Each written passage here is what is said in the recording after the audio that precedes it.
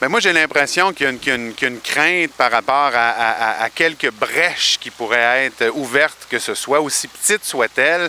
J'ai l'impression qu'il y a la peur que les citoyens pourraient embarquer, que la population pourrait appuyer un mouvement comme ça, c'est-à-dire un mouvement de désobéissance civile où on dirait, bon, ben là, assez, c'est assez, on se rassemble, on partage les fruits défendus, on mange une viande abattue à la ferme, mais encore là, on s'informe.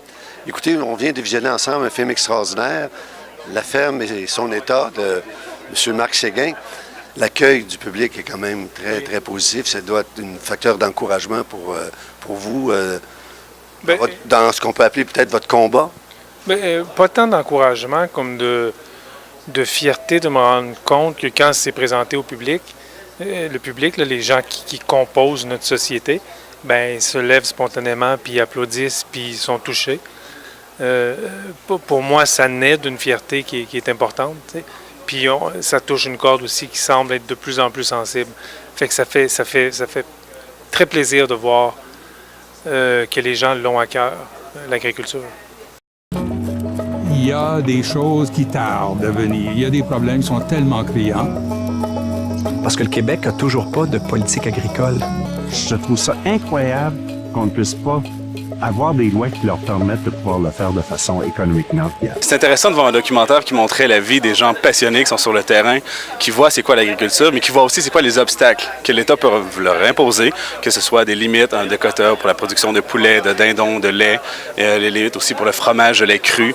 C'est intéressant de voir à quel point le système est restrictif en ce moment. On dit qu'on n'a pas de politique agricole, mais en même temps, on a un système qui est tellement restrictif qui en fait nous force à aller vers un certain mode d'agriculture. On dit souvent une image vaut 1000 mots. Eh bien, avec un film comme ça vaut au moins 1000 discours. Je veux juste vous dire que ce film-là, moi, je l'ai trouvé extraordinaire. On a réussi à faire un film sans mettre personne en opposition. Comme le disait le réalisateur, on a voulu montrer les belles choses. Puis effectivement, il y a des belles choses qui se font au Québec.